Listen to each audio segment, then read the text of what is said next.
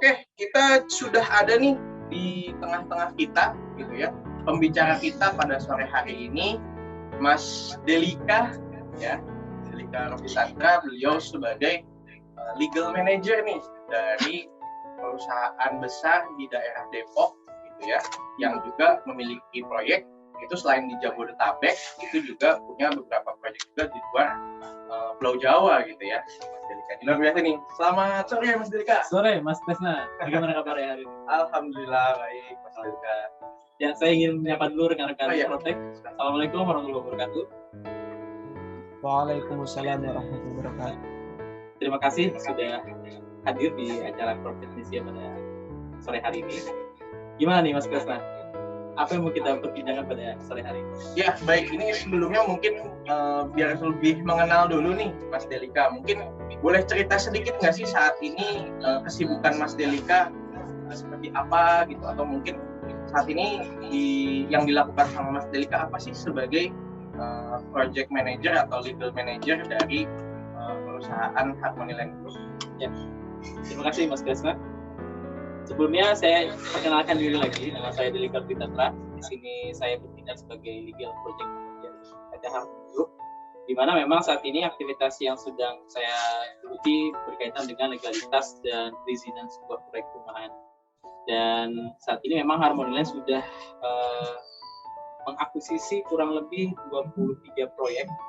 23 proyek ya? 23 proyek yang tersebar di Kabupaten Bogor dan juga Depok, ada juga di daerah Sukabumi, kemudian di Deli Serdang, kemudian ada juga di daerah Bekasi Kabupaten, itu ada juga. Dan saat ini memang saya masih concern untuk mengurus perizinan seluruh proyek yang sedang ongoing saat ini, di mana memang beberapa operasional di bawah itu sangat dinamis ya Mas Tesna. Jadi banyak sekali yang perlu dipersiapkan, terutama untuk akuisisi lahan baru. Gitu. Jadi selain kita memang sedang berjalan proses perizinan yang dibutuhkan untuk penjualan ya tentunya, kita sedang juga mengakuisisi lahan beberapa di lokasi Kabupaten Bogor, di mana aspek legalitasnya saat ini sedang dalam pelaksanaan awal. Kurang lebih seperti itu sih, Mas Tesna. Oke, baik.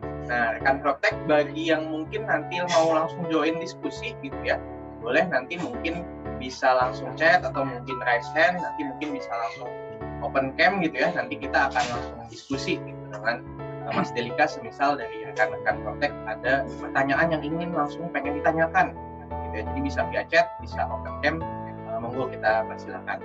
Nah, sambil menunggu pertanyaan-pertanyaan yang mungkin nanti akan dilontarkan gitu ya oleh rekan-rekan Protek, ini mau tahu juga nih, kalau biasanya ini kan biasanya itu yang menjadi stereotip perizinan ya Mas ya, itu kan bahwa perizinan itu wah biayanya mahal gitu ya, wah mungkin lama gitu ya. Nah itu sebetulnya atau mungkin harus punya apa ya, dalam tanda kutip mungkin harus punya kenalan orang dalam gitu. Ordal ya? Iya, ordal gitu, karena kan suksesnya di Indonesia gitu ya, dalam tanda kutip harus kalau ada orang dalam apa. Nah itu gimana tuh terkait stereotip itu? Ya, terima kasih Mas Tesna. Menarik ya, ketika disebut stereotip artinya yang menjadi lumrah di Indonesia gitu ya, ketika mengurus segala bentuk perizinan ataupun kan ya, ada yang peran ya, kita dalam hal ini menyebutkan perannya sebenarnya, bukan orangnya siapa. Perannya memanfaatkan posisi yang ada di dalam sebuah instansi atau lingkup.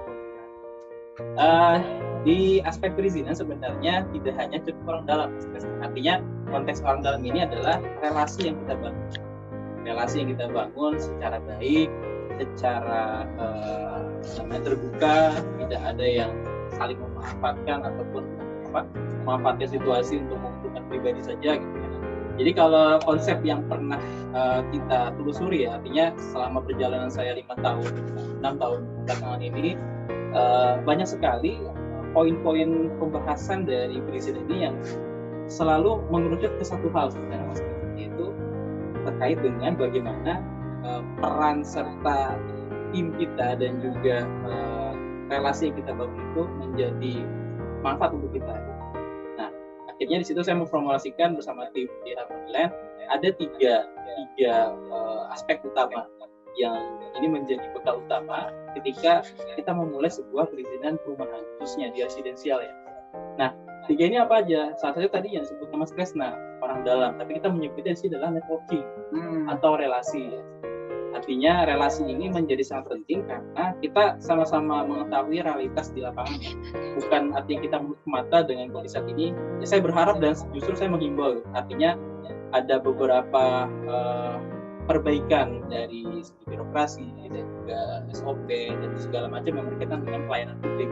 Itu sangat saya support dengan adanya perkembangan digitalisasi segala. Cuman dalam prakteknya kita sering menemukan karena teman-teman kita juga di sama developer juga merasakan sama gitu ya. Menjadi penting kita punya relasi yang cukup baik. Setidaknya orang ini terpercaya yang bisa membantu kita memproses sebuah perizinan di dalam. Nah, artinya kita juga tidak hanya fokus hanya ke satu aspek aja. Ada dua lain yang Mas Kresna. Yang kedua ini adalah knowledge terkait legalitas sendiri gitu ya. Karena kalau bicara dokumen legalitas yang sangat kompleks, kita perlu benar-benar mendetailkan atau merinci semua yang berkaitan dengan dokumen tersebut. Baik itu persyaratan umumnya, tahapan dari mulai kita input berkas sampai selesai, sampai kepada kita sudah selesai dengan pemberkasannya dan sudah diselesaikan oleh Kepminas. Kita harus tahu tuh every proses di dalamnya, meskipun secara pengerjaan bukan kita yang melakukan ya Mas Tristan, karena secara aktiviti yang kita lakukan hanya diverifikasi, masuklah ke tim mereka untuk menganalisis, kemudian kita jadi outputnya aja secara sederhana seperti itu. Nah, kita perlu tahu nih knowledge-nya apa. Dan yang ketiga yang kalah penting adalah disiplin eksekusi. Nah, disiplin eksekusi ini kenapa menjadi hal yang fundamental juga, karena ini penggeraknya Mas Kresna. Nah, seringkali pengalaman teman-teman kita yang mengalami kesulitan, permasalahan dalam perizinan itu terjebak pada permasalahan yang sifatnya berkasnya kurang, kemudian nggak di follow up gitu, nggak diproses gitu. Artinya berkasnya numpuk, tiba-tiba ada pengurusan dari pihak lain, ditumpuklah di atas berkas kita, akhirnya nggak terfollow. Nah, penting sekali disiplin eksekusi ini menjadi hal yang penggerak ya dari dua aspek sebelumnya, sehingga kita ketika menemukan sebuah masalah di proses di dalamnya itu segera mungkin kita mensolvingnya. Jadi secara garis besar tiga aspek utama ini yang setidaknya menjadi formula mastery yang kita anut di Harmonyland itu bisa bermanfaat atau bahkan ini menjadi formulasi yang meminimalisir setidaknya permasalahan yang ada di legalitas. Kurang lebih seperti itu. Baik. Terima kasih nih Mas Delika. Baik, bagi rekan-rekan Proptek yang mungkin ingin langsung nanya nih, boleh kita buka mungkin dua pertanyaan pertama.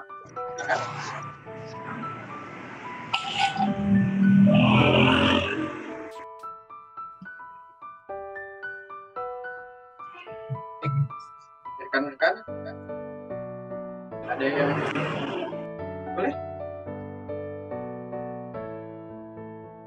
Wah, ini masih malu-malu nih sepertinya nih, gitu. Mas Delika ya. Kita lanjut diskusi dulu aja ya. Boleh.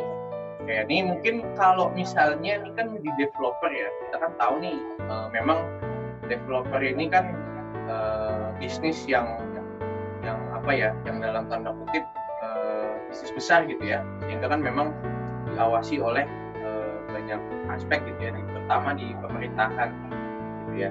Nah, ini terkait ilegalitas nih gitu ya, kita kan juga sering melihat gitu ya developer yang mungkin itu dia sebetulnya pengen mengusahakan perizinan gitu ya, tapi mungkin di tengah jalan gitu ya, entah mungkin karena ketidaktahuannya dia dalam proses perizinannya atau mungkin dia saat itu terkendala gitu ya. Biasanya tuh apa sih yang menyebabkan developer baru terutama ya itu tersandung gitu dalam tanda kutip, sehingga bahkan mungkin izinnya nggak keluar gitu, padahal mungkin udah mulai bangun atau mungkin dia udah mulai jualan, akhirnya dicap sebagai perumahan bodong.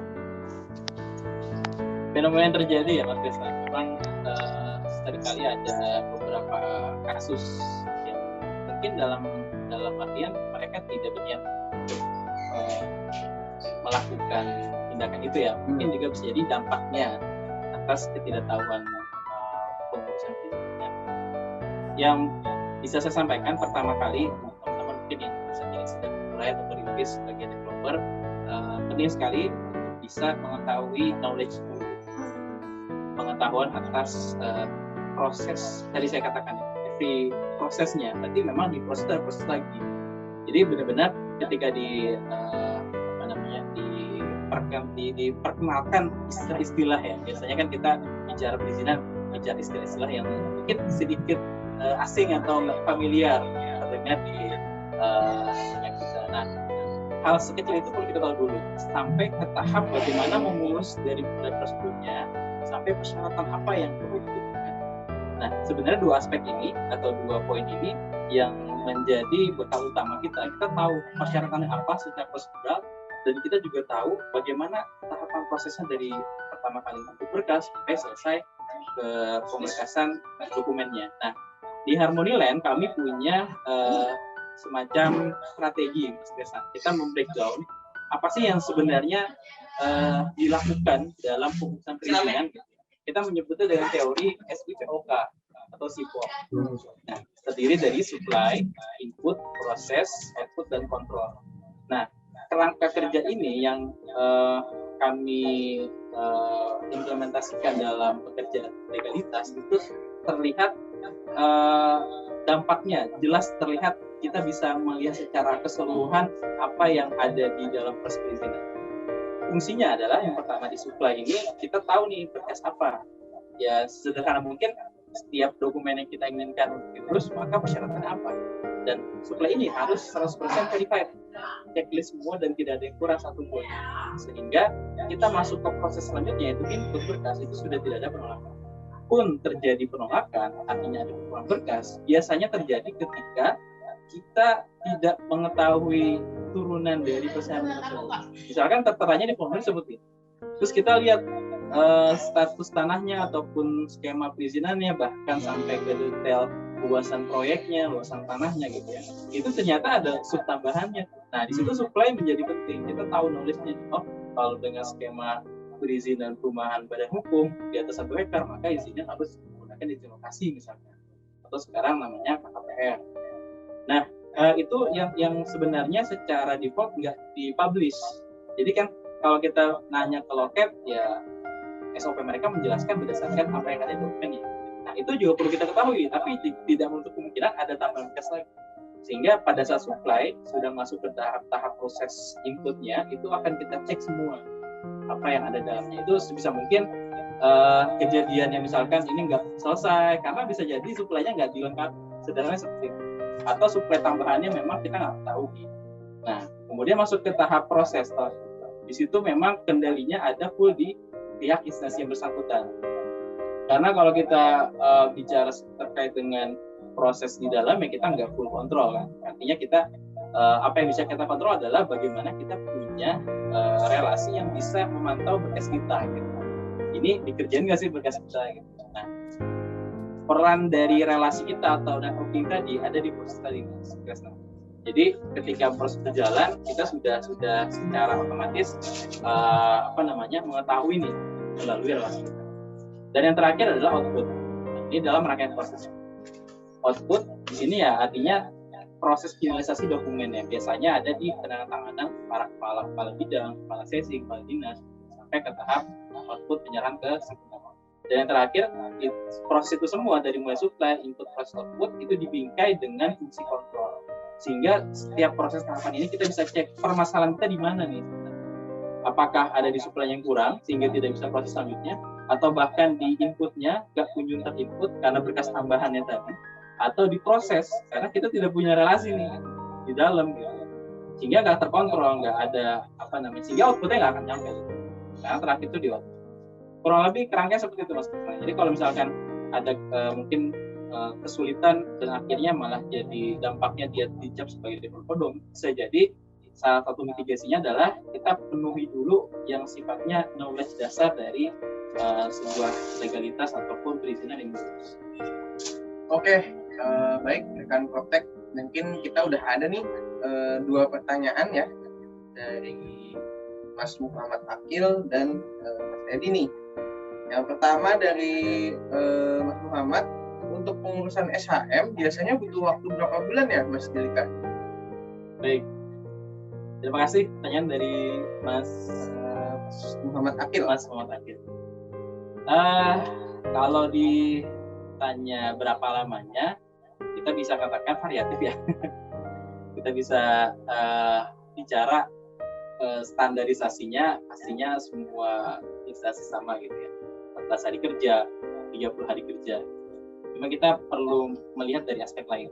Kalau misalkan kita bicara prosedural, ya kita akan tagih 14 hari kerja. Namun nyatanya ada kesulitan-kesulitan yang kita alami ketika bicara tentang proses yang prosedural. Nah, kalau menurut pengalaman saya, memang beberapa kali kita mengurus SHM itu dengan tipikal surat tanah yang berbeda-beda.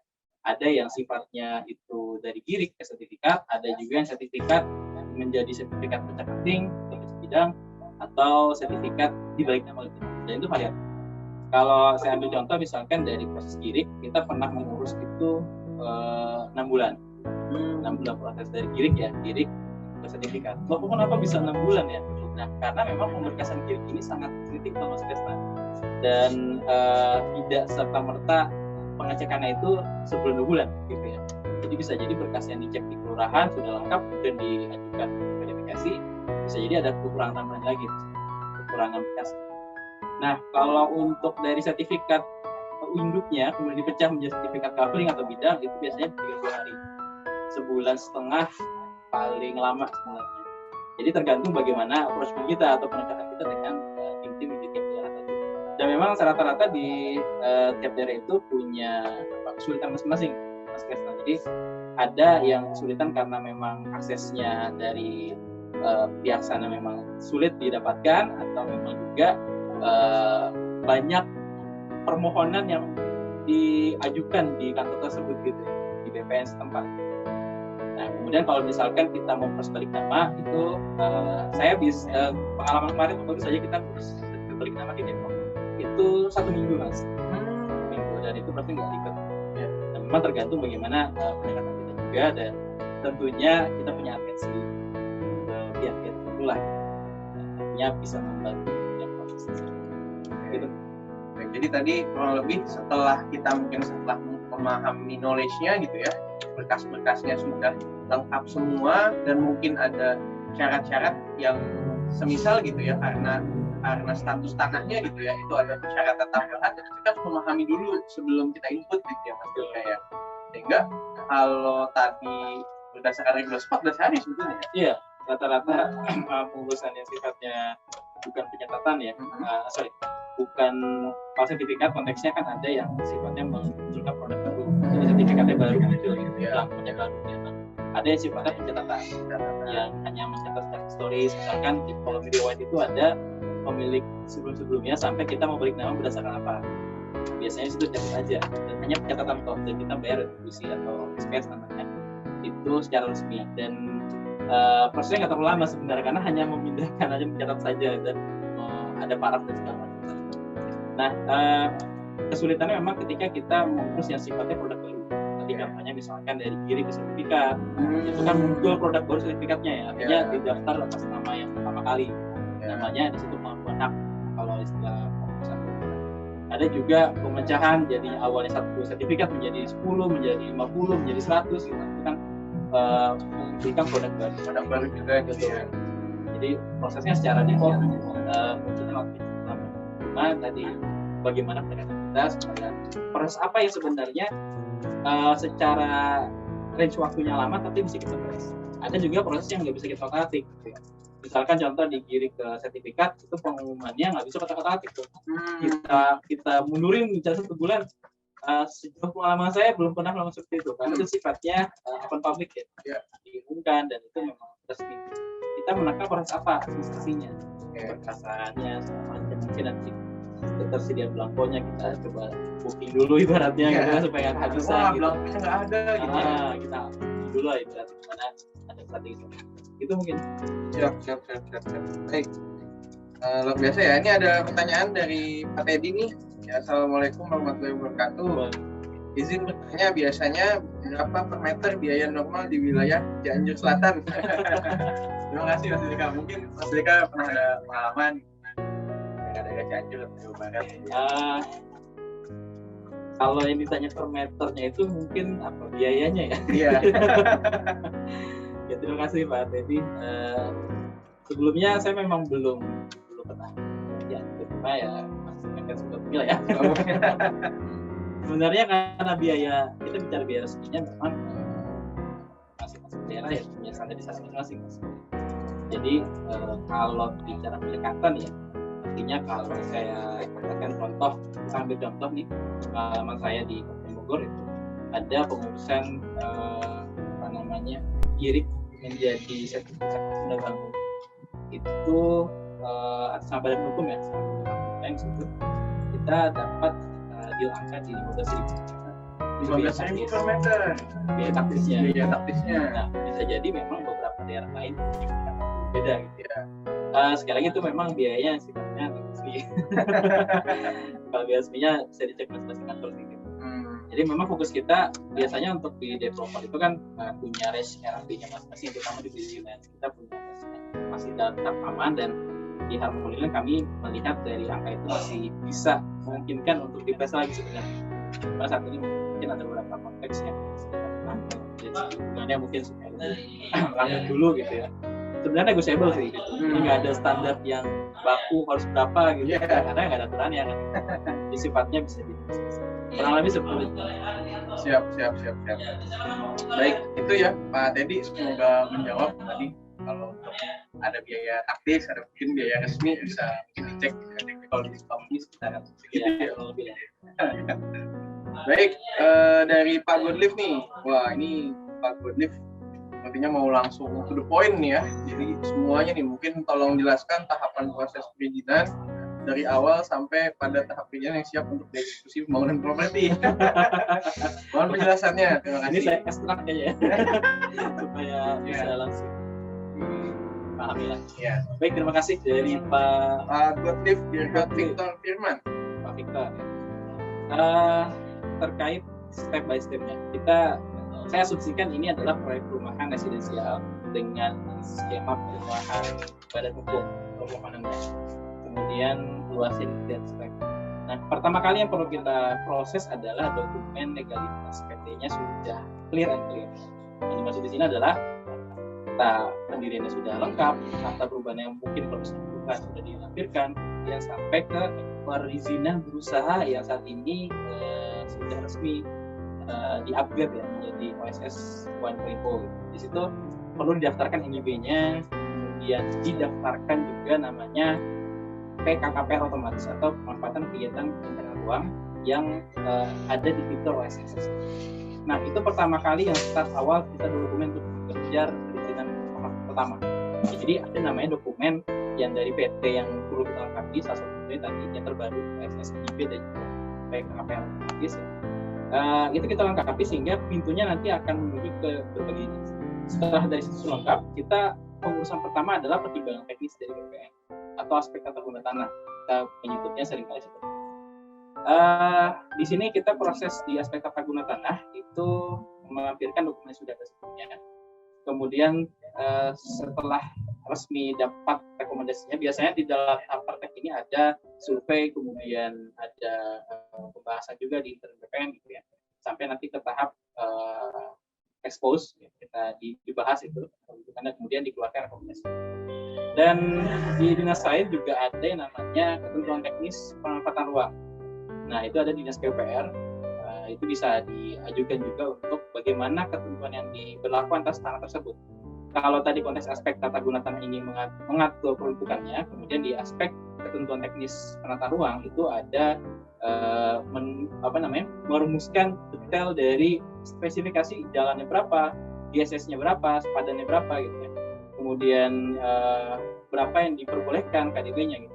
Itu mengatur di ketentuan teknis. Nah, dua dokumen itu tahap awal yang perlu kita proses sampai ke rekomendasi KKPR yang sifatnya adalah dokumen dari Dinas PPSP.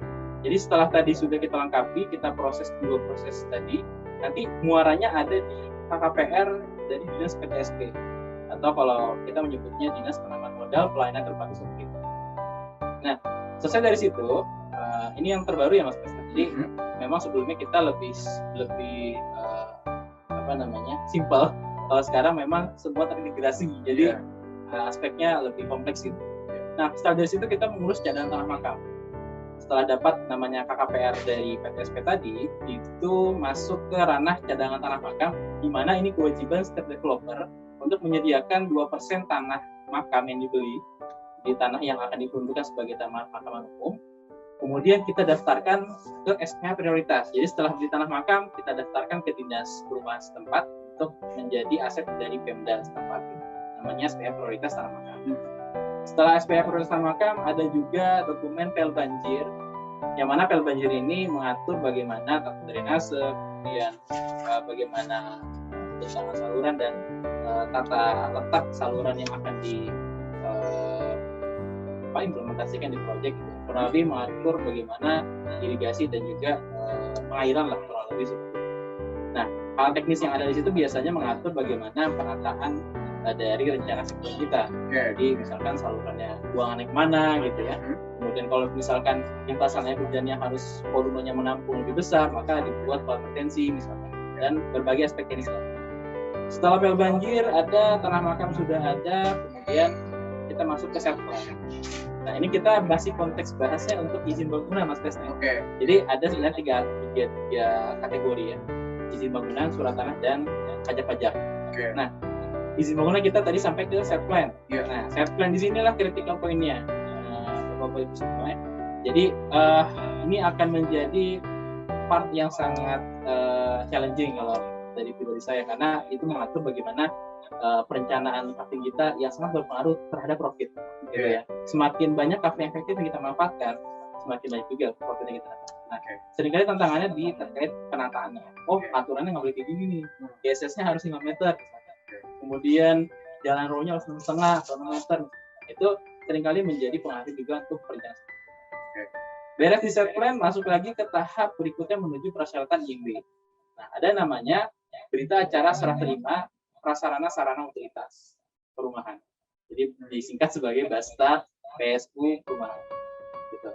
Ini adalah dokumen secara resmi yang kita urus untuk kan gini. Kita itu punya kewajiban menyerahkan sarana dan taman dan juga jalan terhadap aset Pemda gitu. Kita serahkan ke Pemda. Nah, itu ada di berita acara. Kita diundang pembahasan, kita diundang untuk menjelaskan pemaparan terhadap set plan sudah disahkan, itu komposisi lahan sarananya berapa dan mana. Dan biasanya itu diberlakukan ketika kita mengurus IMB. Kalau sudah ada itu, nanti berita acara serah terima fisiknya dilakukan setelah pembangunan selesai. Misalnya Mas Kresna punya proyek 5.000 meter gitu ya, sarananya semua sudah dibangun, unitnya sudah terjual dan sudah dibangun semua, siap untuk handover perumahan. Nah, di situ ada berita acaranya. Itu serah terima fisiknya diukur lagi selama. Nah, itu yang pertama, berita acara serah terima PSU. Yang kedua, pasca dari ini sebenarnya simultan ya Mas. Jadi setelah selesai PSU selesai, PSU kita urus, kemudian ada namanya juga dokumen UPL. Itu kegiatan AMDA lingkungan lah kita sebutnya lebih sebetulnya. Jadi bagaimana mengatur tata kelola lingkungan di lokasi perumahan kita sehingga muncul kajian teknisnya. Ada dokumennya itu berupa kajian dari konsultan yang menjelaskan kondisi perumahan ini airnya sudah layak nih, kemudian tanahnya juga kondisinya bagus, kemudian kualitas udara dan suaranya juga diatur di situ. Sampai ke tahap bagaimana pengelolaan lingkungan setelah perumahan sudah jadi. Itu ada kajian teknisnya dan kita diminta untuk melakukan pengajuan itu. Rekomendasinya menjadikan persyarat untuk urus IMB. Nah, di situ kalau yang ketiga itu ada namanya pengesahan dokumen rencana teknis. Nah, ini yang seringkali menjadi titik poin utama bahasan IMB. Jadi biasanya akan dilihat spesifikasi dokumennya sudah selesai atau belum. Kemudian arsitek yang mengerjakan sudah berlisensi atau bukan. Kalau belum berlisensi, artinya masih perlu ditambah persyaratannya tuh. Kemudian ada juga pengaturan dari segi KDB yang diperbolehkan, misalkan bangunannya harus 10%, terus 30%. Dan ada biaya retribusi. Nah, misalkan kita sudah kadung membangun nih Mas Kresna, udah ada unitnya. Iya. Terus gimana tuh? Biasanya kan ada harusnya IMB dulu baru keluar ininya kan, bangunannya dibangun. Nah, di porsi PDRT inilah yang akan diatur di bagaimana mekanisme kompensasi atas bangunan yang sudah terbit sebelum ini. Nah, biasanya pada saat proses PDRT itu ada namanya survei di lokasi. Dilihat nih berapa bangunan yang sudah dibangun. Kalau misalnya sudah belum ada pembangunan, itu relatif lebih aman. Tidak ada denda di situ. Tapi ketika sudah ada bangunan, misalkan progresnya sudah 80%, akan dihitung nanti berdasarkan RAB dan juga berapa persentase dendanya. Nah, tadi sudah 3 ya, dan staf PSU, ada UPL atau AMDA lingkungan, kemudian ada PDRT, dan yang terakhir ada yang namanya AMDA Lalin dari Dinas Perhubungan. Itu mengatur bagaimana tata kelola lalu lintas yang ada di perumahan tersebut, mobilitas kendaraan, bahkan sampai memberikan rekomendasi marka jalan. Itu akan diatur dalam kajian teknis juga, melibatkan konsultan dan rekomendasi yang menjadi prasyarat. Ada satu tambahan lagi sebenarnya, tapi ini kontekstual ya. Artinya bisa jadi ada, bisa jadi enggak, karena berdasarkan lokasi di mana nih, Bos. Ada namanya DAMIJA, daerah milik jalan, atau RUMIJA, ruang milik jalan. Ini diberlakukan kita mengurus reform ini untuk menjadikan pemanfaatan atas ruas jalan provinsi atau kabupaten. Contoh kita punya proyek kemudian di Pondok Rajek di mana jalannya itu adalah jalan kabupaten. Nah, di situ menjadi prioritas untuk bisa kita manfaatkan dan kita membayar retribusinya setiap setahun gitu ya, kita bayar. Itu juga ada beberapa rekomendasi yang kita boleh nih pakai jalan ini untuk aktivitas kegiatan komersil atau rumah. Nah, kalau jalan-jalan masuk ke jalan desa misalkan, itu nggak perlu pakai itu. Jadi misalkan ruas jalannya masuk kategori jalan desa, nggak perlu pakai itu karena kewenangan di desa dan lingkungan setempat. Nah, setelah rekomendasi tadi kurang lebih 4-5 itu masuk ke IMB.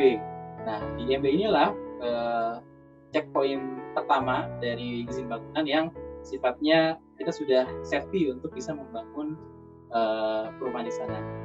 Tapi sebenarnya bisa strategi lain ketika kita bicara bangunan kan nggak mungkin muncul ketika infranya belum bangun. Nah, biasanya ketika checkpoint sebelum IMB ini ada namanya setline. Ketika sudah jadi, sudah disahkan, itu relatif bisa kita terapkan untuk pembangunan infra. Jadi sudah final nih, setline-nya, ukurannya sudah disesuaikan, disahkan dan tinggal diimplementasikan di lapangan. Itu setidaknya bisa mengurangi waktu yang spare waktu lah ya dari mulai setline sampai IMB sehingga di pembangunan bisa berjalan. Itu baru aspek izin bangunan, Mas. Belum kita bahas surat tanah ya. Itu relatif ya dari mulai kita ngurus girik misalkan sertifikat hak guna bangun, itu melibatkan juga dokumen-dokumen dari izin bangunan tadi, pertimbangan teknis tadi, aspek tanah, sampai kita ngurus SPH atau pelepasan haknya dari notaris ataupun dari kecamatan, itu kemudian didaftarkan ke BPN untuk mendaftarkan namanya SK, surat keputusan pemberian hak guna bangunan untuk tanah yang kita mau. Biasanya tahapan di situ adalah pengumpulan dulu sampai komunikasi secara administrasi. Yang perlu diperhatikan adalah ketika kita tahu berkasnya seperti apa, riwayat tanah atau connecting dari masing-masing pemilik lahan itu penting banget kalau dikirim. Misalkan kita tahu lettersnya atas sama siapa nih, atas sama saya misalkan. Kemudian dibeli oleh Mas Kresna. Mas Kresna kita jual lagi ke pihak A sampai B sampai Z misalkan. Nah, itu harus tahu tuh sampai pemilik pertama dokumen apa yang menjadikan paling akhir. Biasanya itu diminta BPN sampai benar-benar tidak ada lagi pihak yang memiliki dokumen atas tanah tersebut, sehingga bisa kita tarik semua. Karena seringkali kejadiannya AJB-nya ini nggak diserahin dari misalkan pemilik B ke C, dan kemudian C mengurus ke sertifikat.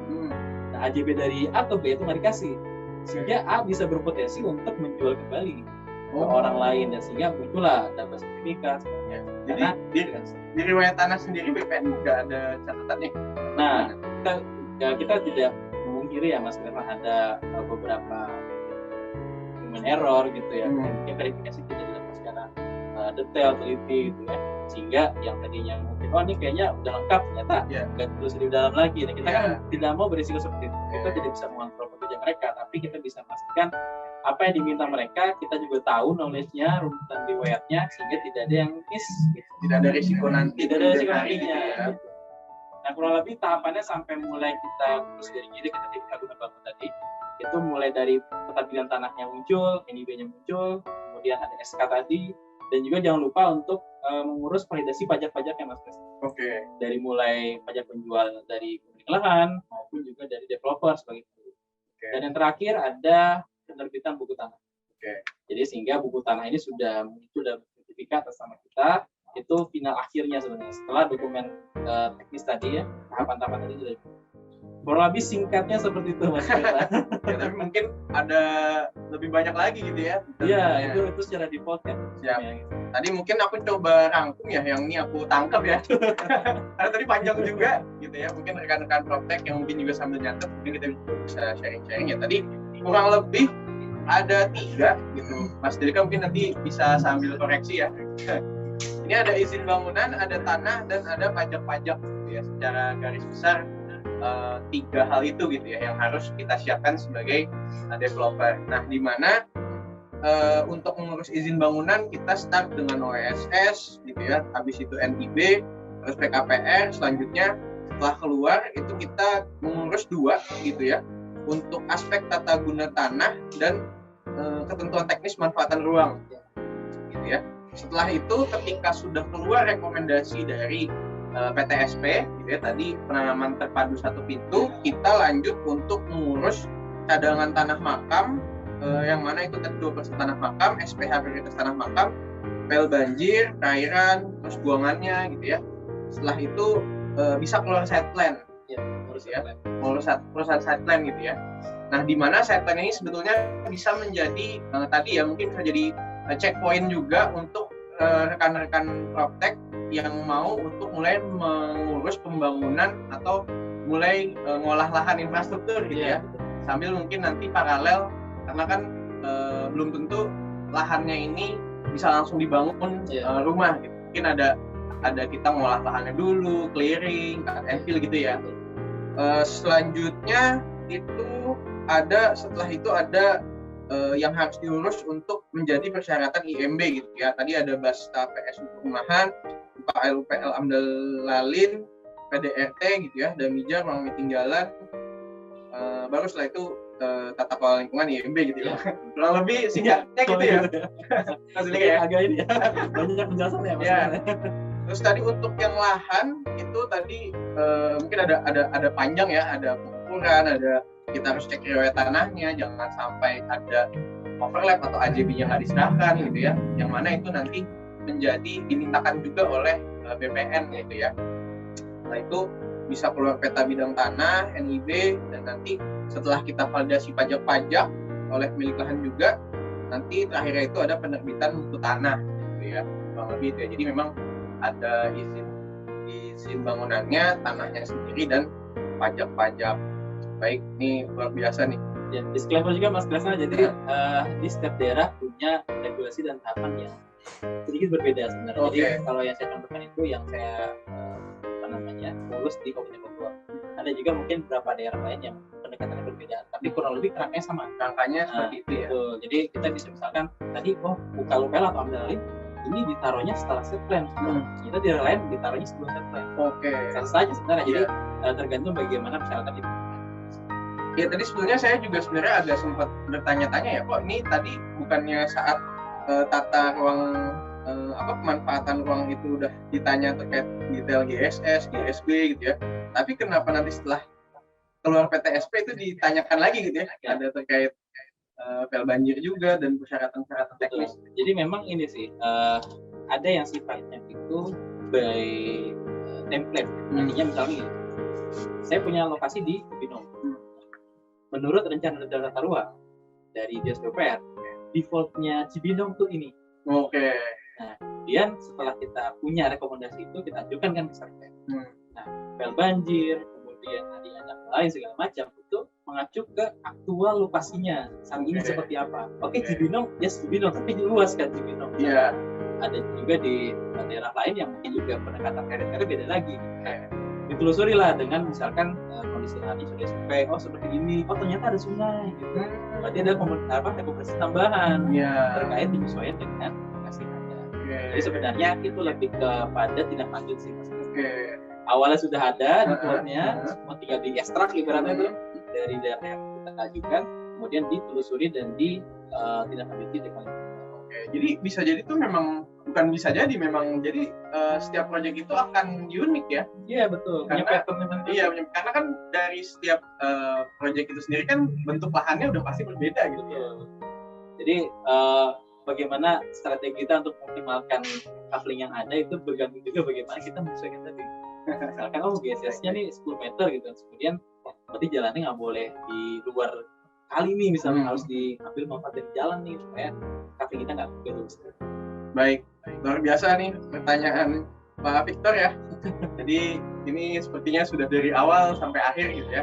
Nanti mungkin kita juga bisa diskusi lebih lanjut setelah ini kita di grup gitu ya, grup WhatsApp gitu ya, untuk rekan-rekan Proptech yang mungkin ada pertanyaan-pertanyaan yang mungkin nanti lebih dalam lagi gitu ya, yang mungkin atau mungkin bisa langsung juga di Mas Delika bisa juga ya Mas ya. Ya, insya Allah bisa.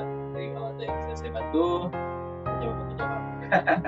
Siap, nanti bisa langsung menghubungi admin dari Proptech Nesia untuk semisal dari rekan-rekan gitu ya, mungkin ada proyek gitu ya, membutuhkan bantuan konsultan gitu ya dari Mas Delika. Siap nih, berapa nih punya?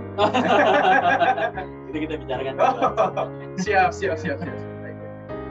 Oke, ini mumpung ya rekan-rekan, ini mumpung jadi sesi konsultasi gratis nih mungkin ya. Jadi bagi rekan-rekan yang mau menanyakan langsung bisa ditanyakan di kolom chat, karena ini mumpung ya kita bisa diskusi langsung dengan pakarnya nih gitu ya. Oke, lanjut kita ke pertanyaan Pak Jimmy. Itu apa jaminan konsumen mendapatkan kepastian jika terjadi problematika di internal pemilik properti? Nah, ini mungkin tadi case-nya adalah ini udah terlanjur bodong nih gitu ya. Kita sebagai konsumen gitu ya, apa sih yang bisa kita pegang gitu ya? Mungkin juga untuk sebagai kita tindakan preventif kita, apa sih yang harus kita sama-sama pahami atau ketahui sebelum kita membeli gitu ya properti. Baik, pertanyaan dari Mas Jimmy, Pak Jimmy. Terima kasih Pak Jimmy. Yang perlu kita perhatikan dari kita perspektif sebagai konsumen ya, yang perlu diperhatikan yang pertama, memang kita tidak memilih banyak banget developer. Saya bicara banyak banget ya, artinya baik developer yang tradisional, baik developer yang sifatnya perorangan, badan hukum, bahkan developer niatnya buruk gitu ya, ada di sekitaran kita. Tapi kita juga tahu bahwa ada asosiasi, ada badan yang menaungi mereka. Setidaknya satu hal yang bisa kita pastikan adalah developer itu terafiliasi dengan asosiasi. Karena setidaknya mereka punya kewajiban untuk mempertanggungjawabkan amanatnya dia di asosiasi tersebut. Bapak bisa cek juga di Sireng ya, itu ada website Sireng namanya. Itu bisa cek juga nama developernya apa, dia terdaftar Proptech. Jadi sistem informasi registrasi pengembang. Jadi bisa cek. Pertama kali yang sangat simpel ya, bisa itu pertama, kita lihat portofolionya. Setelah tahu dia terafiliasi, kita lihat portofolio projectnya sudah banyak kah, atau baru pertama kali kah, atau kita lihat dari track record konsumen sebelumnya. Kita bisa tahu misalkan dia buka project dapat kedua. Kita lihat nih ya, semuanya dari proyek sebelum kita langsung konvertir ke yang developernya gitu ya. Kita kumpulin. Kemudian dipastikan tidak ada satu missing informasi yang kita nggak dapat. Jadi seringkali kan kita bicaranya masih dalam tatanan informasi awal. Kita juga perlu langsung klarifikasi dari baik itu pihak yang berkaitan dengan properti tersebut, baik itu bank, notaris, gitu ya. Baik kemudian dari terkait juga mungkin kalau misalkan kita pengen tahu ketika sampai ke ini nggak sih masalah apa enggak? Biasanya mereka informasi tersebut bisa terbuka dimanapun ya, karena sifatnya publik. Dan kecuali kalau yang sifatnya kita pemberkasan, kita minta dokumen-dokumen tertentu ya. Tapi kalau sifatnya informasi bisa ditanyakan seperti itu. Itu yang dari aspek kita mengecek informasi. Kemudian bagaimana langkah preventif yang secara real mengikat itu ada di perjanjian kita dan developer. Biasanya sebelum membeli setidaknya kita tahu dulu apa isi klausul perjanjian. Nah ini biasanya kita konsul ke notaris ya. Tapi secara umum saya melihatnya beberapa klausul itu memang ditawarkan oleh developer yang sifatnya mungkin bisa kita review ulang gitu. Apakah dari segi keamanannya mengikat pihak kita atau bahkan justru ada peluang ini ketika ada uang prestasi kita malah yang dirugikan.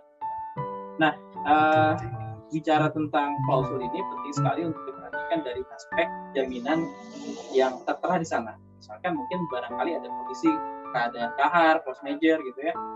Kemudian bahkan yang kita ketahui dan kita prediksi itu bagaimana kompensasinya, bagaimana komitmen developer.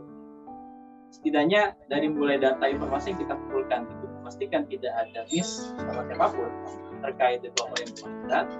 Dan kemudian kita pastikan legalitas dari perjanjiannya, kerjasama dia, mitra-mitra dia, dan yang harus kita bantu proven orangnya gitu. Mitranya berarti memang orang benar gitu ya, bukan yang sama-sama main juga. Nah, kurang lebih 2 poin itu sih Mas. Jadi kualitas informasi banyak-banyaknya dari berbagai sumber. Dan juga yang kedua terkait dengan klausul yang ada di perjanjian sebelum ikat jual beli. Oke. Baik, ini penting banget tadi ya. Berarti kita mungkin cek dulu apakah tadi ya informasi-informasi terkait background developer, apakah dia terdaftar di website Sireng gitu ya. Terus juga tadi kita cek apakah ini menjadi proyek pertama atau mungkin sebelumnya sudah ada proyek-proyek sebelumnya gitu ya. Terus klausul-klausul sebelum akad gitu ya, sebelum akad itu kita pelajari juga gitu ya, supaya sama-sama memahami gitu ya untuk terkait ini yang biasa itu. Ya mungkin salah satu tips juga kalau ada beberapa informasi yang dalam tanda kutip ditutupi, artinya mungkin dengan berdalih ini hal yang privasi dari kantor. Kalau yang sifatnya end user, contoh misalnya sertifikat hak milik atau sertifikat hak milik itu bisa terbuka ketika misalkan luasnya berapa, atas nama siapa. Setidaknya itu kita bisa pastikan mereka benar proses. Tapi kalau misalkan ditutup ini sertifikatnya belum jadi karena masih BP segala macam, benar nggak sih seperti itu klaimnya gitu. Nah, itu kita perlu proses lebih dalam karena itu menjadi hak kita sebenarnya sebagai konsumen. Nah, saya pun juga misalkan saya sebagai konsumen saya akan menagih hak saya untuk mendapatkan aset atas tanah saya kan gitu ya. Ada sertifikat, kemudian ada nggak IMB-nya, bisa nggak tunjukin ke kita, dicek isian IMB-nya, benar nggak terregistrasi, benar nggak tahunnya, kemudian PBB-nya misalkan, itu sampai ke aspek bagaimana kewajiban pajak nanti ketika kita sudah beli rumahnya. Jangan nih belum dibayar nih bertahun-tahun, kemudian pas kita pegang PBB-nya, kita yang ketimpang bayarin gitu kan, jadi harus dilunasi segala macam. Nah itu perlu diperhatiin juga. Jadi sebenarnya kembali lagi ke 3 dokumen tadi Mas Kresna, izin bangunan dari IMB, kemudian surat tanda sertifikat, dan juga yang PBB itu dari pajak. Baik. Jadi kembali kita sebagai konsumen itu kembali ke mindset 3 tadi ya, yang kita harus sama-sama aware gitu ya. Tadi dari izin mendirikan bangunannya, dari sertifikat tanahnya, dan pajak-pajak gitu ya. Apakah dari developer itu taat pajak gitu ya, tadi untuk sertifikatnya kira-kira berapa lama selesainya, izinnya apakah sudah keluar atau belum. Nah, ini melanjutkan ke pertanyaan selanjutnya ini dari Bu Cynthia itu terkait penjualan nih. Nah, ini menarik ya, terkait penjualan ini kira-kira apakah boleh nggak sih developer yang belum memiliki izin IPPT sudah jualan gambar dan mulai strategi campaign gitu ya, sudah jualan produk dan lain-lain. Karena kan ya kita memahami proses legalitas itu akan memakan biaya dan waktu gitu ya. Sedangkan kan kita sebagai developer bagaimana bisa memaksimalkan sumber daya kita nih ya, secepat mungkin kan kita bisa jualan gitu ya. Nah kira-kira bisa nggak sih tadi untuk IPPT udah boleh jualan, atau mungkin checkpoint yang paling bisa kita maksimalkan tuh bagaimana gitu ya? Baik, terima kasih pertanyaan dari Bu Cynthia ya. Iya. Kalau kaitannya dengan boleh atau tidaknya berarti subjektif ya. Jadi kalau saya menilai mungkin salah satu bagian strategi tadi benar ini Mas Kresna. Jadi memang kita developer punya strategi penjualan setidaknya lebih dahulu ketimbang perizinan yang secara kritikal yang kita proses. Tapi ini nggak bisa berjalan secara balap-balapan. Jadi harus beriringan nih. Jadi checkpointnya tepat nih ketika goals penjualan misalkan akad, maka legalitasnya tuntas dulu nih sebelum akad. Tapi untuk penjualan running untuk promo segala macam sah-sah saja. Cuma kalau bicara IPPT itu artinya saya pendekatan di sini adalah ILOG atau yang sekarang terbaru itu KKPR. Jadi izin pertama kali izin pengelolaan ruang, izin pemanfaatan penggunaan tanah itu sama, konteksnya sama. Jadi sifatnya adalah rekomendasi bahwa tanah tersebut boleh dibangun rumah tinggal, perumahan misalkan, atau KDB-nya misalkan di atas situ gitu. itu setidaknya kalau dari perspektif saya pribadi, yang paling checkpoint aman tetap di set plan.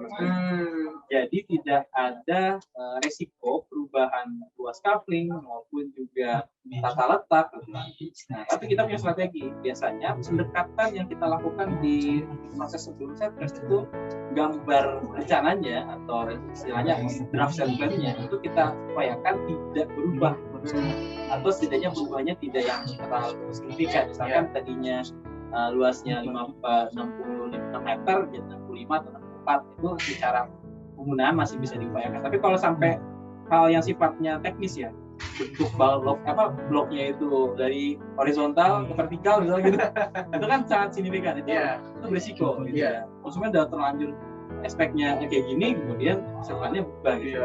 Nah itu perumahannya berubah gitu kan, itu jangan sampai terjadi seperti itu. Setidaknya punya draft yang mendekati. Nah, saya punya tips juga untuk teman-teman, mungkin bisa konsultasi ke drafter dari dinas terkait.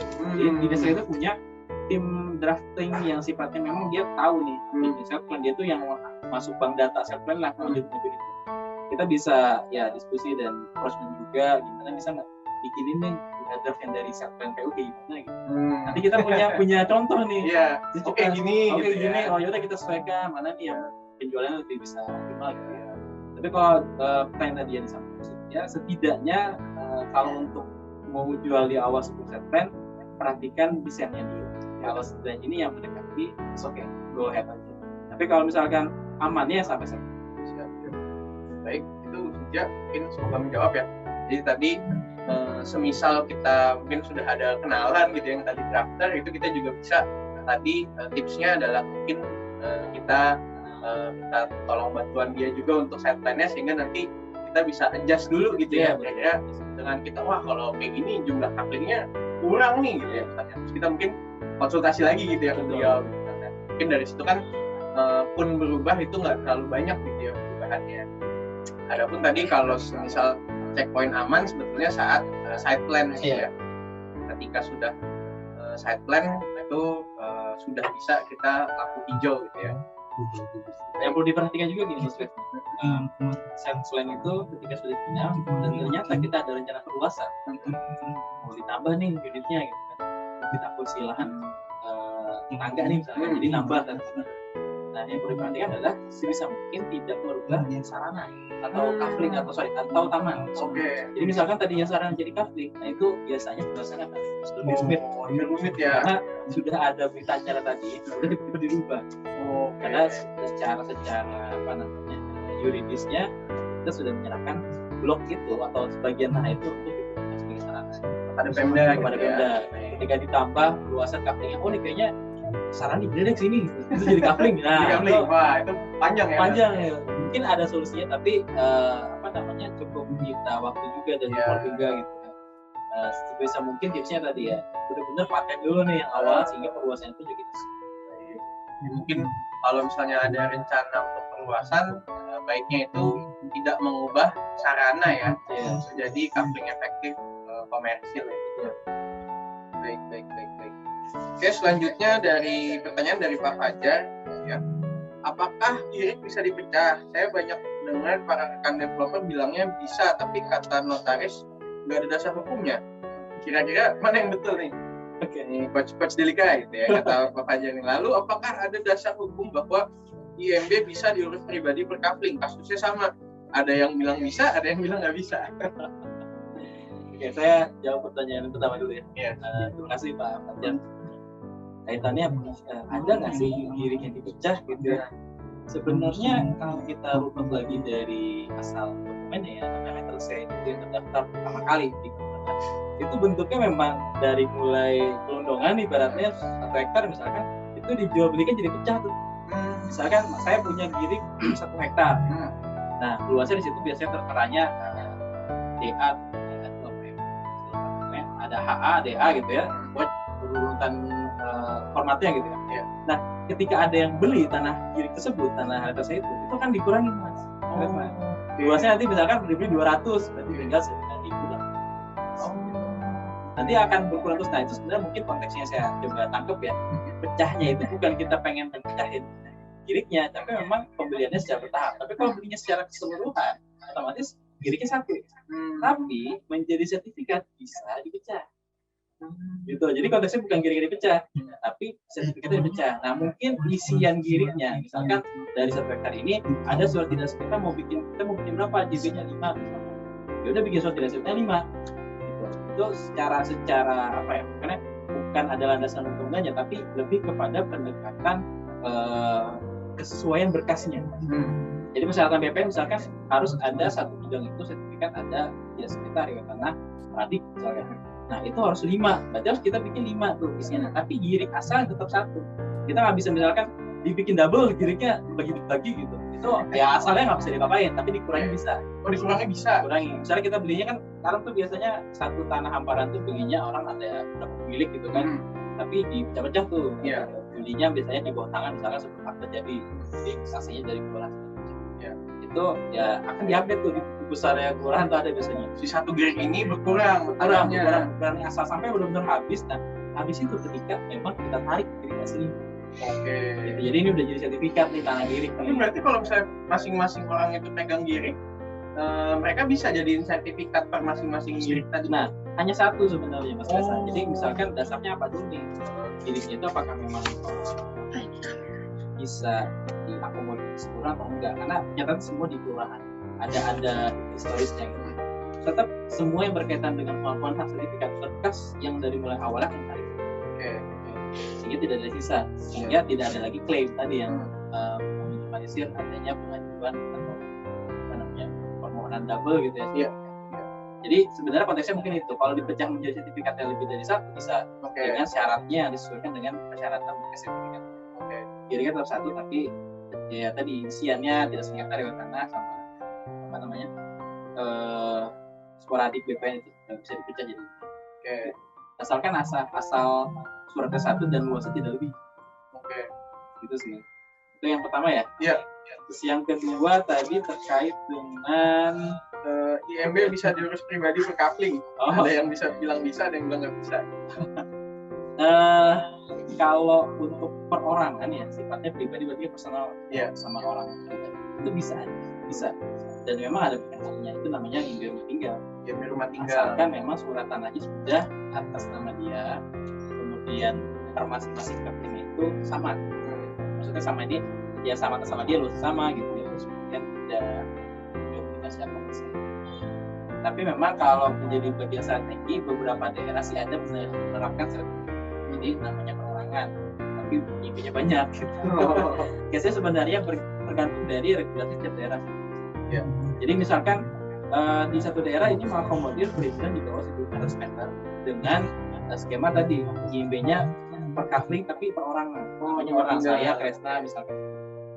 Itu bisa, jadi itu ada, realitanya ada. Tapi ada beberapa daerah tidak mengakomodir itu, belum ada payung hukumnya. Sehingga kita mau ngurus gimana pun caranya nggak akan keluar IMB-nya. Maka perlu diperhatikan aspek dari bangunan ini adalah aspek sosial dan regulasi. Aspek sosial kita tahu sendiri di berbagai macam daerah Indonesia, apakah semua bangunan memiliki IMB? Saya rasa tidak. Artinya aspek sosial ini menjadi bagaimana bangunan ini tidak menimbulkan dampak buruk ke sosial, ke lingkungan juga, ataupun ke tata ruang tempat bagi keraton wilayah. Yang kedua regulasi. Kalau salah satu tidak ada sebenarnya konteks bangunan ini menjadi apa ya aspeknya tidak terpenuhi ya. Regulasi itu artinya apakah boleh dengan perusahaan pribadi sendiri masing-masing coupling syarat yang terpenuhi dan itu prosedurnya ada. Artinya persyaratan yang dibutuhkan itu relevan dengan apa yang dikeluarkan IMB coupling tadi sang perorangan. Tapi ada juga yang tidak mengakomodir itu. Sehingga ya kita mau gimana pun caranya mau bilang ini di daerah ini bisa gitu bisa ya beda-beda per daerah yang penerapannya pun juga terkait persyaratan itu juga. Jadi perlu diperhatikan dari bagaimana regulasi yang ada di sini.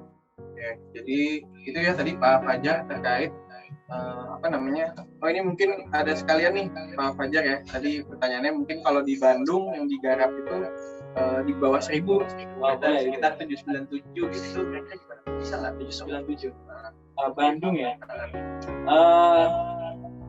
saya dapat info itu di Bandung saya baru Bandung Selasa kebetulan lagi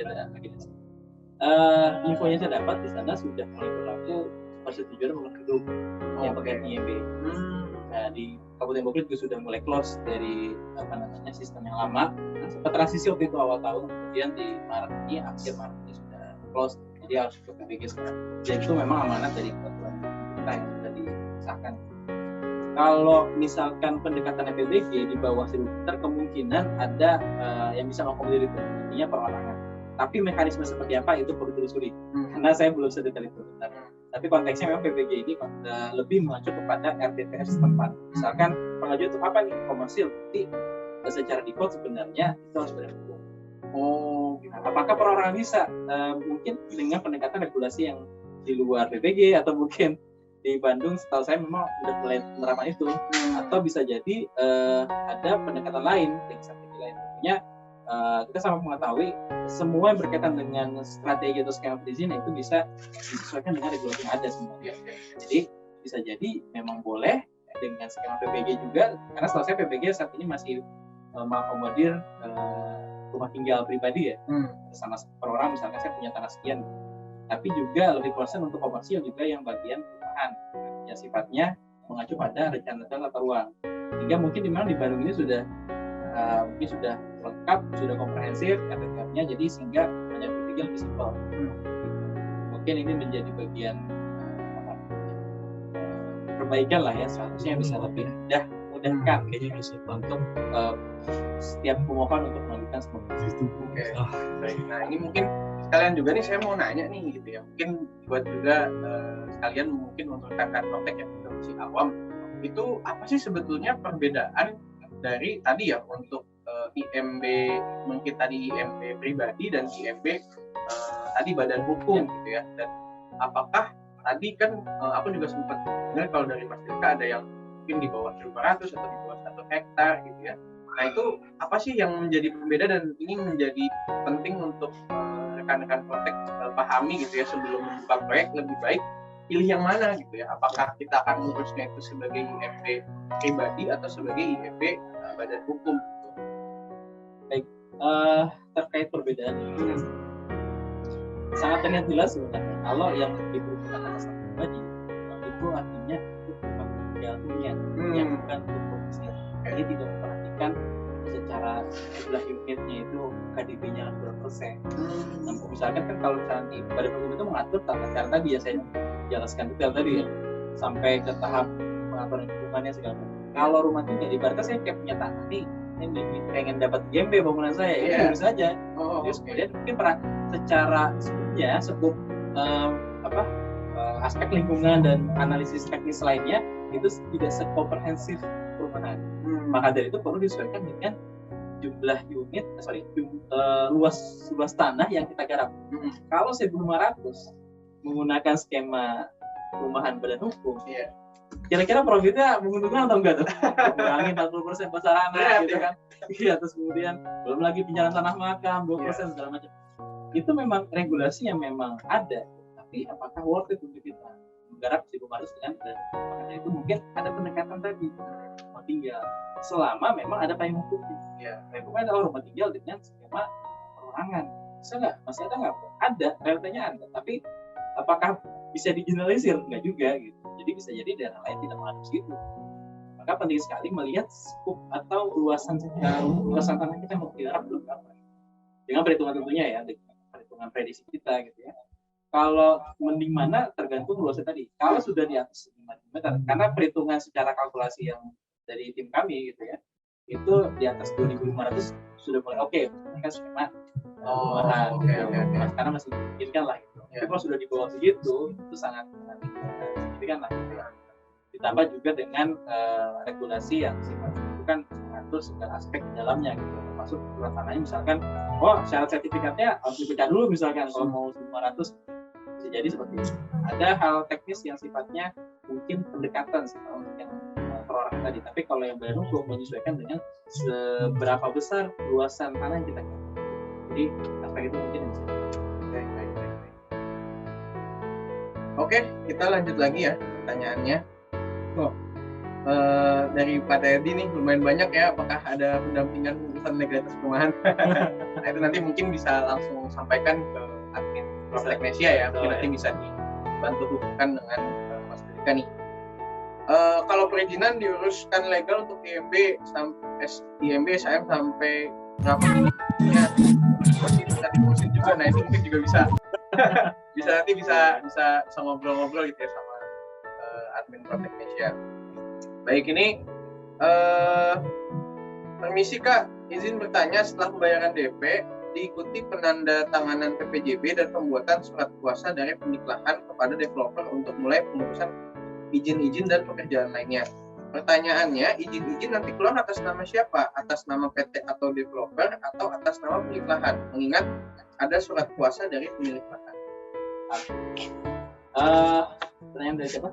Dari Mas Rizky Darmawan. Ya, terima kasih Mas Rizky. Kalau saya tangkap dari konteks tanahnya yang dikerjasamakan itu kemungkinan atas nama pemilik lahan ya, karena ada kerjasama atau penguasaan atau pemrosesan perizinan ya, kurang lebih tadi dia menguasakan untuk memproses karena kalau sifatnya seperti itu berarti saya asumsikan tanahnya ini kerjasama. Jadi developer entah itu badan hukum atau perorangan kerjasama dengan si pemilik lahan. Nah, kemudian ada akta kerjasama operasionalnya di situ. Kemudian di salah satu itu menerangkan tentang kuasa. Nah, kalau pengurusan perizinannya selama memang aset tanahnya itu belum dibalik nanti siapapun, kemungkinan itu masih aset. Oh, gitu. Jadi misalkan saya punya sertifikat, saya kerjasama sama Mas Kresna ya, Mas Kresna developer. Ya. Saya memberikan kuasa nih Mas, silakan diurus yang aset tanah saya, kita punya kerjasama sistem sharing profit misalkan. Okay. Kemudian nanti gimana skema perizinannya ya menyesuaikan dengan regulasi ada misalkan. Itu asetnya akan diatasnamakan di pemilik lahan. Okay. Dan semua perizinan itu berkaitan dengan aset lahan. Okay. Status aset lahannya atas nama siapa? Kalau dimohonkan atas nama pemilik lahan, berarti asetnya harus sesuai dengan pemilik lahan. Kalau misalkan sudah dibeli, kemudian memberikan kuasa itu jadi nggak relevan sebenarnya. Karena toh sudah dibeli kan, sudah dibalik nama, kecuali mungkin sifatnya belum lunas. Ya, kalau belum lunas misalkan sebagian gitu DP aja, kemungkinan nanti akan ada skema bertahap ya. Perizinannya baru berapa persen dulu dibalik nama. Dari sertifikat 5.000 meter baru 3.000 meter dulu dari nama DP. Jadi tergantung bagaimana aset tanah itu sama siapa. Ya. Jadi tergantung dengan negosiasi dengan pemilik lahan juga ya. Iya gitu.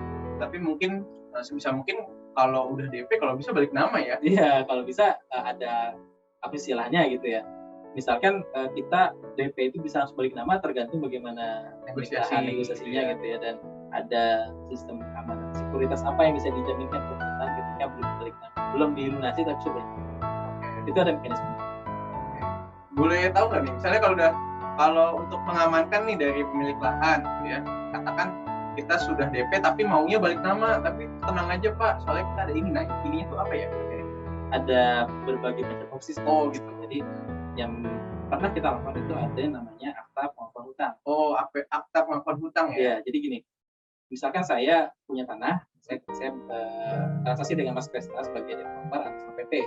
Nah, di klausul PPJB ini pembayaran bertahap. Misalkan setelah terbit berapa bulan gitu ya pelunasan.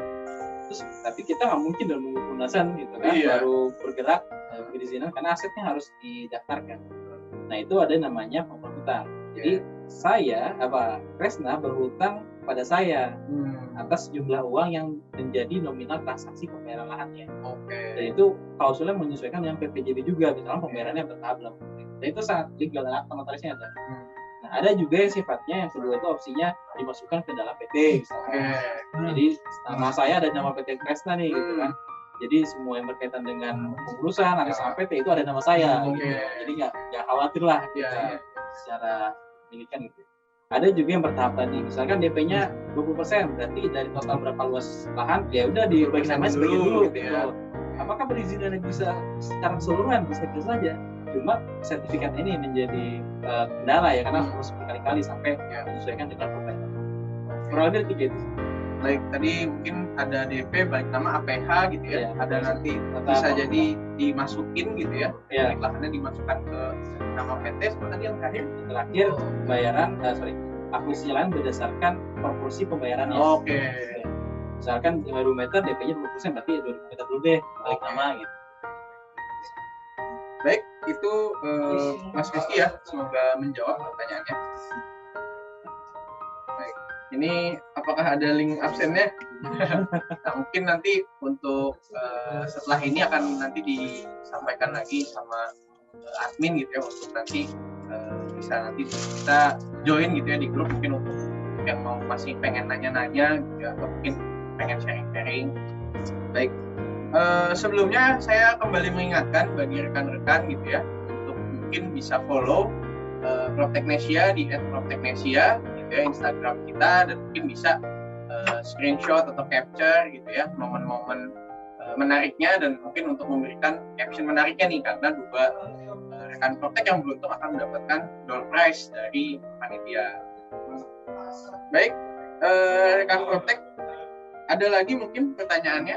Kita bisa, masih ada waktu, masih ada mungkin 2 atau 3 pertanyaan lagi. Dipersilakan rekan Proptek.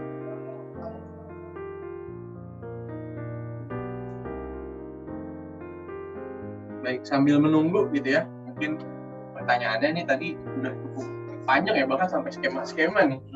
Dari kayak tadi udah sampai skema pembelian lahan juga, tadi juga dari Pak Victor juga tadi udah semua, minta tolong dijelasin dari awal sampai akhir gitu ya. Tapi kalau ada apa namanya visualin nih enak gitu. Gambar dulu, kalau tulisan tuh kadang terlalu banyak dijelaskan gitu ya. Iya. Enak sih baik visual ya, jadi lebih ke gambar lah gitu ya. Mudah-mudahan di lain kesempatan diskusinya lebih teknis gitu. Kalau tadi kurang lebih tahapannya ya secara garis besar sih Mas. Itu sebenarnya tantangannya ketika kita sudah masuk di dalamnya gitu ya. Tahu nih ada permasalahan apa, itu bisa menjadi artnya nih, seninya legal itu ya tadi menyelesaikan benang kusutnya tiba-tiba terus ya lancar mereka. Nah, mungkin saya sedikit penasaran, mungkin kita sharing-sharing mungkin pengalaman Mas Dika dulu waktu pertama kali gitu ya, mungkin terjun ke dunia legalitas atau legalitas perumahan ya. Itu pengalamannya seperti apa? Mas, mungkin apakah mungkin tadi ya gitu, mungkin pernah ada suka dukanya apa sih gitu saat ngurusin perizinan ini, kalau boleh sharing? Ya, suka dukanya banyak ya. Kalau mungkin dukanya kalau bisa dibilang ya banyak. Kenapa kok yang dukanya lebih banyak gitu? Karena saya dulu belum sempat belajar. Saya belum segera adaptif dengan kondisi yang ada gitu. Saya belum berpikir kalau ini jadi seperti itu. Apalagi dunia developer itu menjadi hal yang baru buat saya dalam bisnis gitu. Dan beberapa pendekatan saya itu bukan langsung tiba-tiba expertise di sini, tapi melalui berbagai tahap yang mungkin sebenarnya ada sedikit melenceng ya. Jadi awalnya saya itu join di Harmony 2015 itu jobnya saya, kalau saya itu mendapatkan lahan, closing lahan, ya semacam broker tapi lebih ke internnya gitu ya, bukan kita yang harga, tapi kita tahunya nih harganya berapa bisa terus udah nyebar informasi lahan segala macam, dan itu kerjanya saya survei lahan kok gitu, nggak tahu nih apa namanya dari segi aspek legalitas seperti apa pada saat itu ya. Tapi di situ saya belajar bahwa dari mulai di situ, meskipun memang belum langsung terjun ke legalitas, tapi ada aspek yang bisa saya ambil gitu. Oh ternyata lahan polanya seperti ini. Nyari lahan itu ada skemanya sebenarnya bisa dijadikan referensi khususnya legalitas. Sampai pada akhirnya 2016 pertengahan itu sudah mengurus IMB sertifikat, dan itu masih sifatnya belum memformulasikan tadi ya SIPOK sama tiga aspek legal mastery tadi, dan masih sekedar ya kita ngasih berkas aja normatif gitu. Tidak ada pendekatan yang seperti selesainya kapan 5 hari gitu misalkan, ya udah nungguin sampai 5 hari baru ditanyain, ternyata lewat lagi 5 hari gitu. Nah dukanya mungkin seringkali saya banyak saya bilangnya bukan dimanfaatkan, tapi lebih sayanya itu tidak aware terhadap sesuatu yang keliru sebenarnya. Jadi ini sebenarnya salah nih, dia nggak harusnya kayak gini, tapi kok saya jadi malah mengiyakan gitu, karena saya belum tahu, kemudian saya belum sampai ke sana. Dukanya salah satu juga berbagai kali gitu ya, ini kok nggak beres-beres gitu awalnya gitu, ternyata pas di rumah ternyata ada masalah yang sifatnya fundamental banget, berkasnya kurang gitu, belum tanda tangan. Akhirnya saya berdasarkan itu banyak hal yang bisa menjadi lesson learn ya Mas Kresna. Jadi saya merasa bukan ketika saya dapat dukungan tadi menjadi ya udah gini aja gitu ya. Akhirnya saya ya sebenarnya ini bisa kita solving gitu. Bahkan ini sebenarnya menjadi suatu hal yang berguna dan bermanfaat untuk teman-teman yang masih baru gitu ya nanti untuk menjadi developer. Kita nggak untuk kemungkinan banyak problematika atau dinamika yang ada di lapangan dan itu sering kali tidak berulang ya. Maksudnya tidak polanya tuh coraknya tuh berbeda gitu Mas. Tahun ini saja persoalan yang saya hadapi itu berbeda dari tahun sebelumnya gitu ya. Semakin kita mengetahui banyak hal ya artinya semakin tantangannya semakin besar gitu ya. Artinya kita punya tanggung jawab besar, otomatis ya kapasitas kita juga harus meningkat.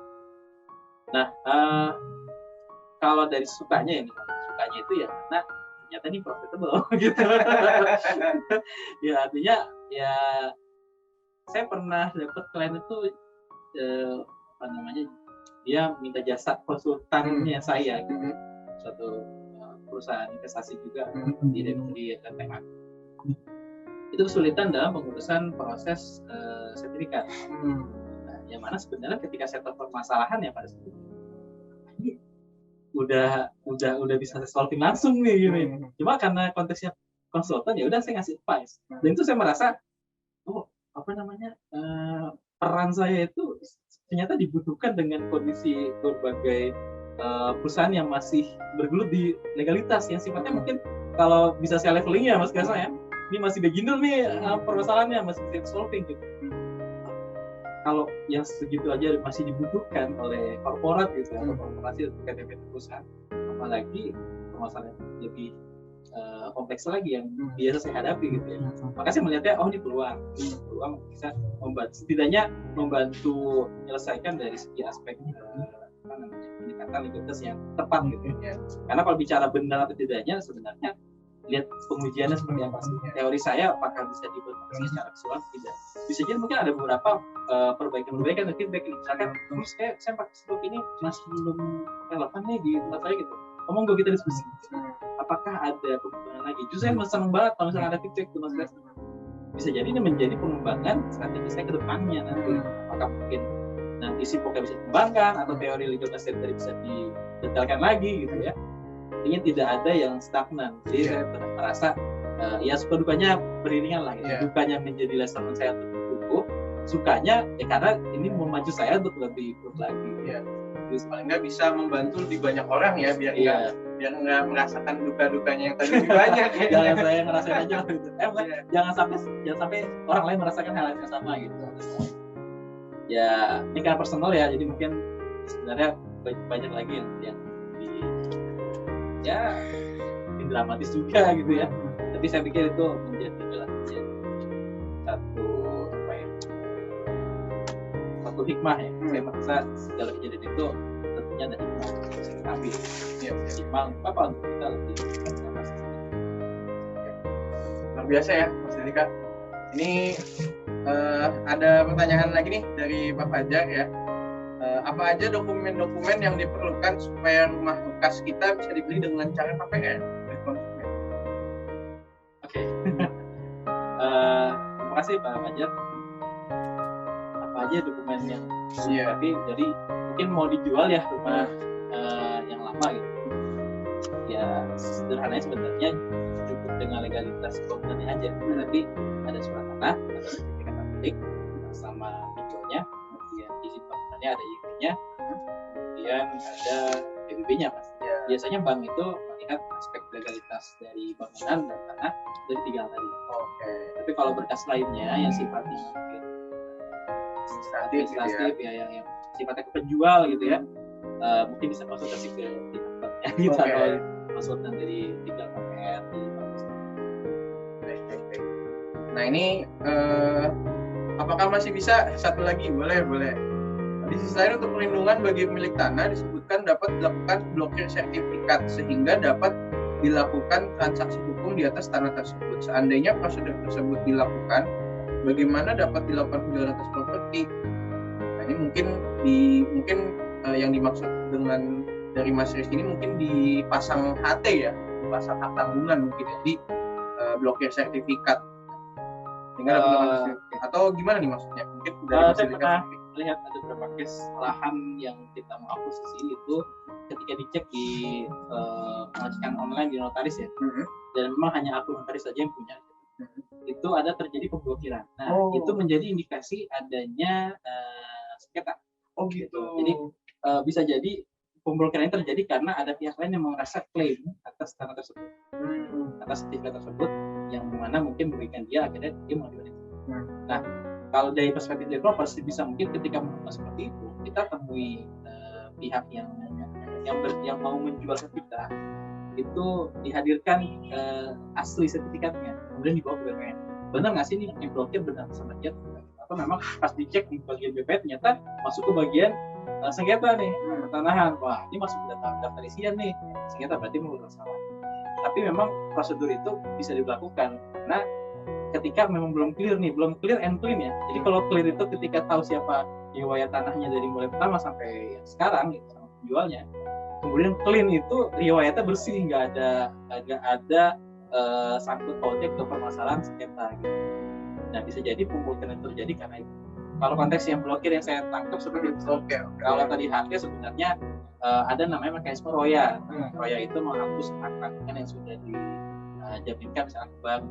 Kemudian kita mengeluarkan hak itu. Oke. Nah itu tadi ya. Selanjutnya kan kalau misalnya semisal gitu ya dari pemilik tanahnya ini melakukan blokir nih, gitu ya. Nah itu kan kita sebagai developer jadi nggak bisa jualan dong atau gimana ya? Oke. Jadi begini. Ini kita coba runutkan dari prosedur akuisisinya ya. Apakah memang sudah dibalik nama atau masih atas pemilik lahan? Jadi konteksnya kalau pemilik lahan mereka masih ada kerjasama nih, ada aktanya nih. Nah, kuasa jualnya tadi kuasa jualnya misalkan, dan berbagai macam dokumen notaril yang mengikat kedua belah pihak.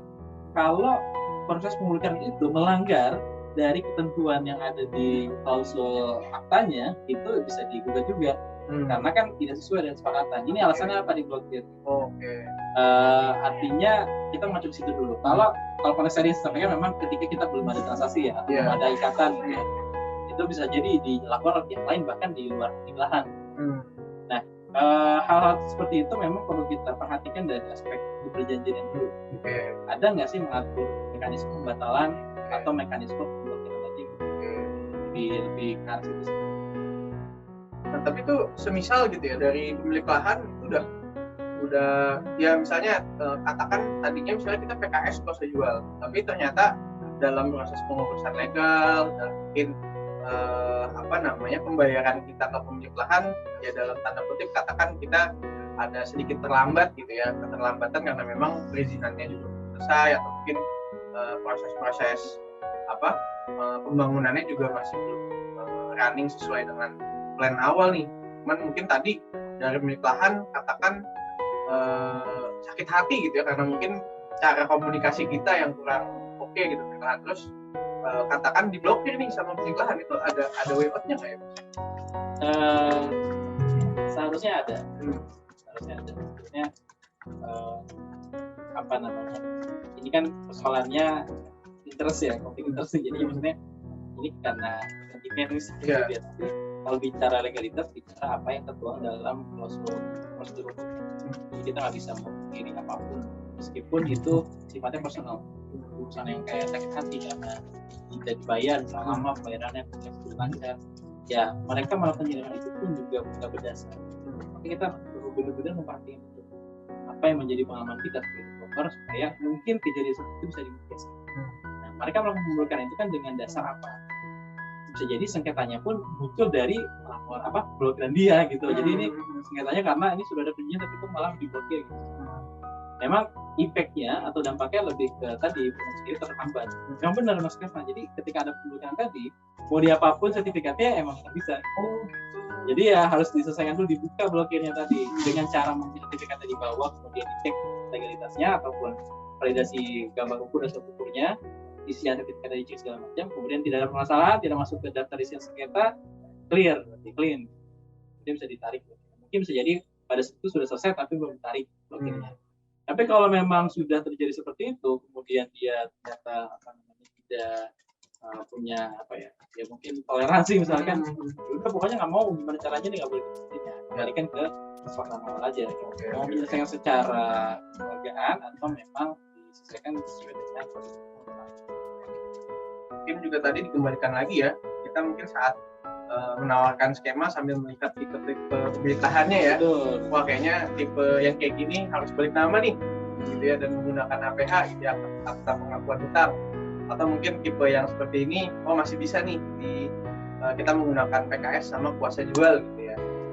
Tapi sebagaimana pendekatan hukum ya, artinya kita bicara bukan aktivitas, artinya siapapun orangnya ketika bicara dengan klausul yang sepakat ya kita hormati, kita menghargai sepakat kita, komitmen lah gitu ya.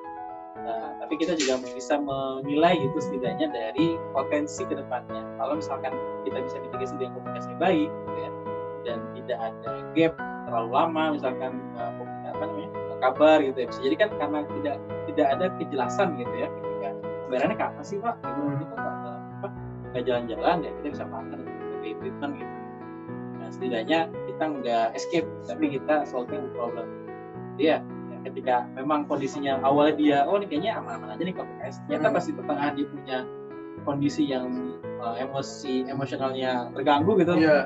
Gue nggak mau deh gini-gini, kayaknya nggak percaya nih. Nggak percaya sama developernya Nah, gitu ya. Kita coba sedikit kita pahamkan logiknya tuh dapat dulu nih, kenapa kok bisa lama? Misalkan ya karena mungkin saat ini penjualan berjalan atau mungkin kondisi kita lengkap, mungkin kita bisa saling bekerjasama nih apa yang kita support, atau mungkin ada kebijakan dari kantor bisa mengcover terlebih dahulu sebagian yang mana membuat setidaknya trust ini tetap ada.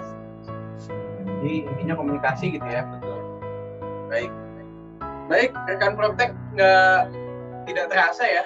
Jadi tidak terasa waktu sudah menunjukkan pukul 5:50 gitu ya. Ini juga kita sudah sampai juga ke penghujung acara. Ya sebelumnya terima kasih banyak nih kepada Mas Delika nih sudah meluangkan waktunya gitu ya dan bisa sharing-sharing kepada kita semua, dan juga ucapan terima kasih juga kepada rekan-rekan Proptech gitu ya yang sudah aktif gitu ya, partisipasi juga dalam sesi diskusi kita pada sore hari ini. Nah, mungkin kita akan tutup dengan sesi dokumentasi nih gitu ya. Kita akan tutup dengan sesi dokumentasi.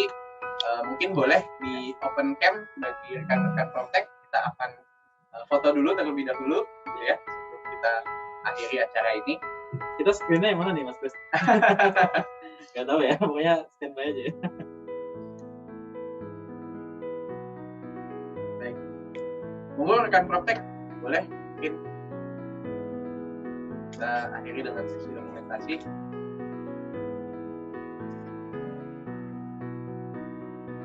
Baik, dari admin mungkin bisa kasih aba-aba. Baik.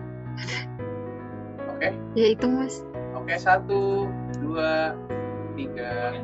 Baik. Mungkin next frame gitu ya. 1, 2, 3.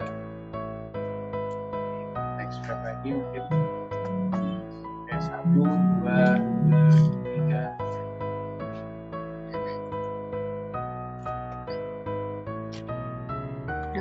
Oke, baik. Terima kasih banyak semuanya.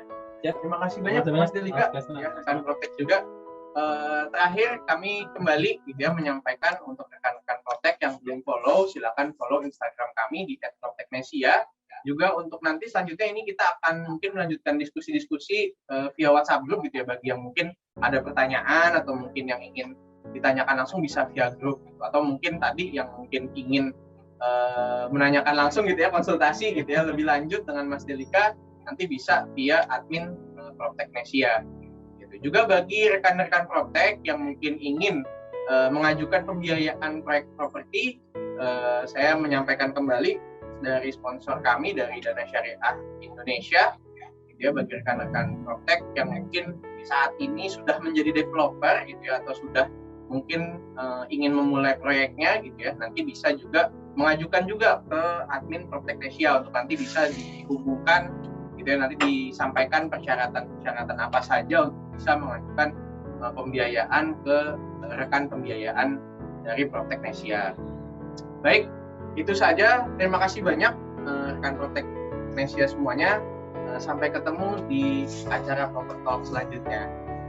Terima kasih. Assalamualaikum warahmatullahi wabarakatuh. Waalaikumsalam.